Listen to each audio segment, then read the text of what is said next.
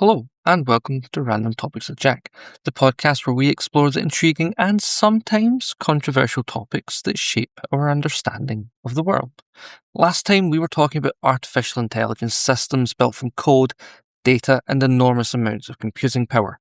This time, we're looking at a system that is much older, much quieter, and so automatic that most of us barely notice it happening. Breathing. And there's a decent chance that simply hearing me say that has made you suddenly aware of your own breathing. You're welcome. Or sorry.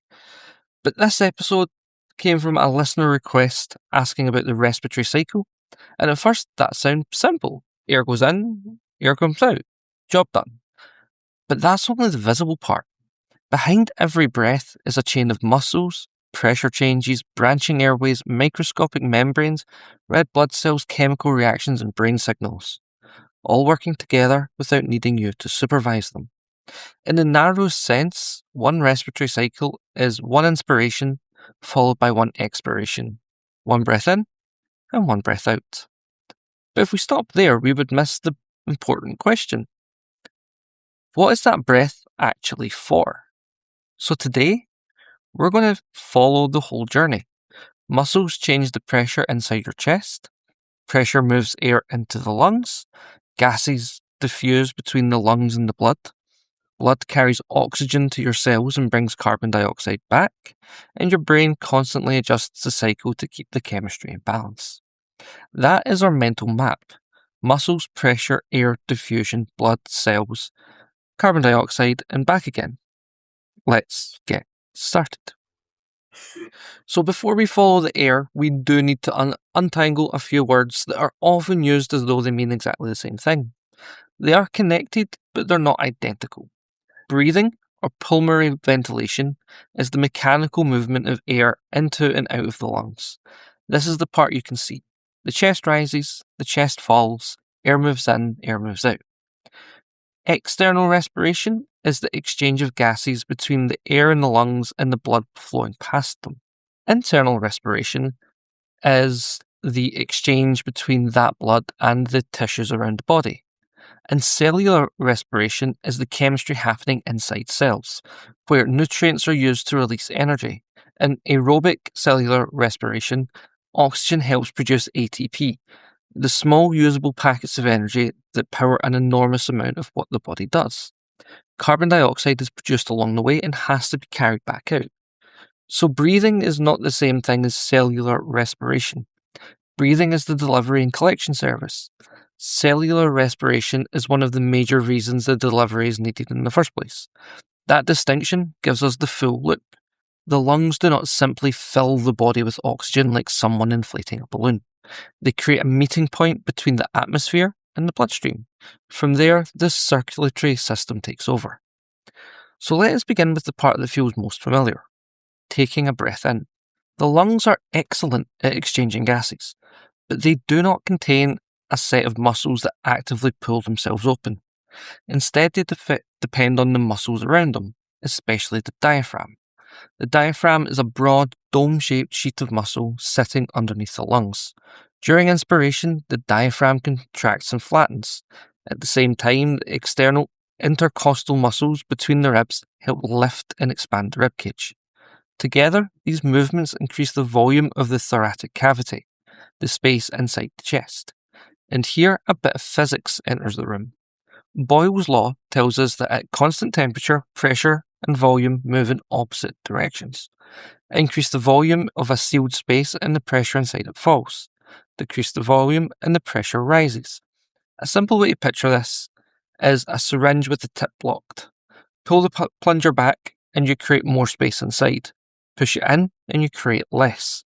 Your chest is obviously not a giant medical syringe, and it's an image I regret placing in all of our heads, but the pressure principle is similar. As the chest expands, pressure inside the alveoli falls slightly below the pressure of the atmosphere. Air then moves down that pressure difference from the higher pressure outside to the lower pressure inside. The lungs follow the movement of the chest wall because they're coupled to it by the pleura, two thin membrane layers with a small fluid-filled space in between them. This fluid reduces friction, while the pressure relationship helps keep the lungs pulled against the chest wall as it moves. Once the pressure inside and outside equalizes, airflow stops. And that is inspiration. Quiet expiration is mostly the reverse, and usually much less active. The diaphragm relaxes, the chest cavity becomes smaller, the lungs recoil because their tissue is elastic, alveolar pressure rises slightly above atmospheric pressure, and air flows back out. During exercise, coughing, singing, or blowing out candles with unnecessary dramatic commitment, expiration can become active. Abdominal and intercostal muscles help force the chest volume down more quickly. But during an ordinary quiet breath, breathing out is largely the body's elastic reset button. Moving air into the chest is only useful if it reaches the right places, though. So air normally enters through the nose or mouth. The nose does more than provide somewhere inconvenient for glasses to sit. It helps warm, humidify, and filter incoming air. From there, air passes through the pharynx, past the larynx, and down the trachea. The trachea divides into two main bronchi, each one entering one lung. These bronchi divide again, and again, and again. And they become smaller bronchi, then bronchioles, creating something that looks like an upside-down tree. That's why sometimes people call it the bronchial tree. Most of that tree is the conducting zone. Its job is to transport air, condition it, and help protect the deeper lungs from particles and pathogens. But the smallest branches eventually reach the respiratory zone. At the ends of these are clusters of tiny air sacs called alveoli, and this is where ventilation turns into gas exchange. The alveoli are elastic and lined with surfactant, a substance that reduces surface tension. Without surfactant, the wet inner surfaces of these tiny sacs would be much more likely to stick together and collapse, making the lungs far harder to inflate. Wrapped around the alveoli is a dense network of microscopic blood vessels called capillaries. Air's on one side, blood on the other. And between them is an extremely thin respiratory membrane, and that thinness is the entire point, because the next stage does not use a pump or a conveyor belt. It uses diffusion. Now, diffusion is the movement of particles from an area where they are more abundant or exert a higher partial pressure to an area where they're less abundant. Imagine opening a bottle of something strongly scented in one corner of the room. The smell does not stay politely gathered around the bottle. The molecules spread through the available space. Gas exchange follows the same broad idea, although across a microscopic membrane and driven by differences in partial pressure. The air arriving in the alveoli has a higher partial pressure of oxygen than the oxygen-poor blood arriving from the body, so the oxygen diffuses across the respiratory membrane and into the blood. And that returning blood has a higher partial pressure of carbon dioxide than the air inside the alveoli, so carbon dioxide diffuses into the opposite direction, from the blood to the alveoli, ready to be breathed out. No tiny border guard is checking passports. These gases move because the gradients favour movement in opposite directions. For this exchange to work efficiently, two things must meet. Ventilation must bring air to the alveolus. Perfusion must bring blood to the capillary beside it. You need both. Think of alveolus as a train platform. Ventilation brings the train. Perfusion brings the passengers. A perfect train arriving at an empty platform achieves very little. Platform packed with passengers but no train is equally unhelpful. The lungs constantly try to match ventilation and perfusion across millions of exchange sites. This also explains why different problems can make someone short of breath in different ways. An airway obstruction can reduce ventilation to part of the lung. A pulmonary embolism can reduce blood flow to part of it. Both interfere with the exchange, but they break different sides of the partnership. For our normal cycle, however, the handover works remarkably quickly. Oxygen enters the blood, carbon dioxide leaves it, and now the circulatory system takes the baton. Oxygen does not dissolve especially well in the watery part of blood. If the body relied on only oxygen floating freely in plasma, the delivery service would be painfully inefficient. Instead, most oxygen travels attached to hemoglobin inside the red blood cells.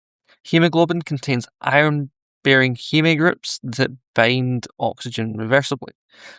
That word, reversibly, is important. Hemoglobin must be able to load oxygen where it's plentiful, in the lungs, and release it where it's needed, in the tissues. You can picture a red blood cell as a delivery van and the hemoglobin as the storage racks inside it. And at the lungs, the racks are loaded. The heart pumps the oxygenated blood around the body, and at tissues with lower oxygen partial pressure, oxygen comes away from the hemoglobin, leaves the blood, and diffuses towards the cells. Inside those cells, aerobic respiration uses oxygen as part of the process that transfers energy from nutrients to ATP. And that process produces carbon dioxide. Carbon dioxide now has to make the return trip, but it travels differently from oxygen. Some is dissolved directly in the blood. Some attaches to proteins, including hemoglobin. But most is converted into bicarbonate through reactions that take place largely inside red blood cells. That might sound like unnecessary chemical admin, but it makes carbon dioxide much easier to transport and connects breathing directly to the body's acid-base balance. When carbon dioxide rises, that can shift the chemistry towards greater acidity. At the lungs, the bicarbonate reactions run back in the opposite direction, creating carbon dioxide, and the carbon dioxide diffuses into the alveoli and is exhaled. It is the atmosphere of the alveoli, alveoli to blood, blood to tissues, tissues back to blood, and blood back to alveoli. The respiratory and circulatory systems are not taking turns so much as running a relay race with no finish line. Now, all of this would be exhausting if we had to manage it consciously. Inhale now. Exhale now. Remember to do it again in 4 seconds. Thankfully, the basic rhythm is automatically generated by networks in the brainstem, particularly in the medulla, with areas in the pons helping shape the depth and timing of breaths. Signals from the brainstem to the diaphragm and other respiratory muscles, but the system does not run at one fixed speed. It constantly receives feedback. Chemoreceptors monitor the chemical conditions associated with oxygen, carbon dioxide, and pH. The central chemoreceptors are especially important for detecting pH changes in the fluid around the brain that results from changes in carbon dioxide. Peripheral chemoreceptors in the carotid and aortic bodies can respond to carbon dioxide and acidity too, but they're especially important when arterial oxygen falls. This leads to one of the most useful corrections in the whole episode. Under ordinary health conditions, the strongest day-to-day chemical driver of ventilation is usually rising carbon dioxide, not the body simply noticing that it wants more oxygen. As carbon dioxide increases, the chemistry becomes more acidic. The control centers respond by increasing the rate or depth of breathing, removing more carbon dioxide. If carbon dioxide falls too far, ventilation can slow. This feedback loop helps keep blood gases and pH within a narrow working range. You can still take voluntary control for a while.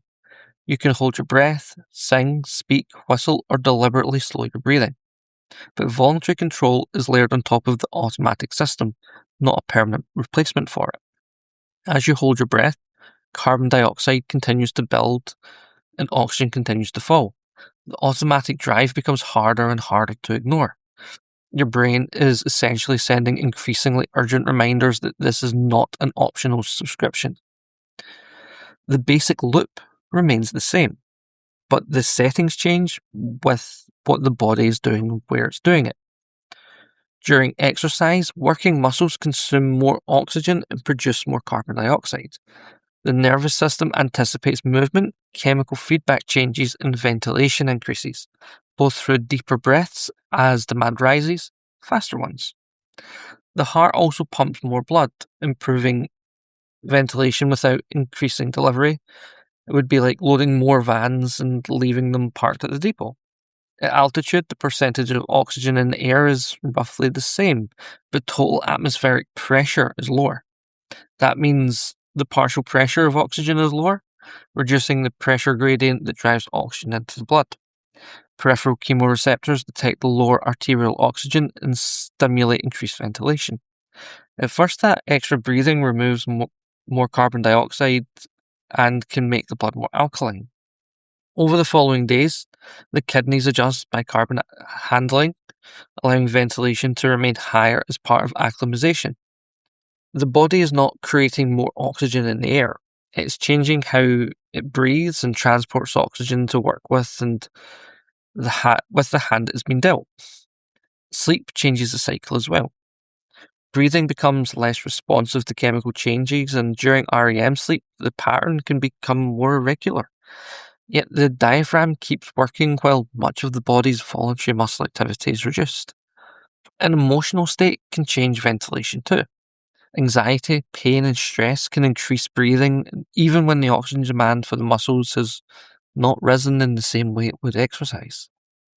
If breathing becomes too fast or too deep for the body's current metabolic needs, carbon dioxide can fall. That change in chemistry helps explain why hyperventilation can cause tingling, lightheadedness, or dizziness. Different trigger, same control system, same gases, same need to keep the chemistry balanced. So what looks like one simple breath is really a chain of connected events.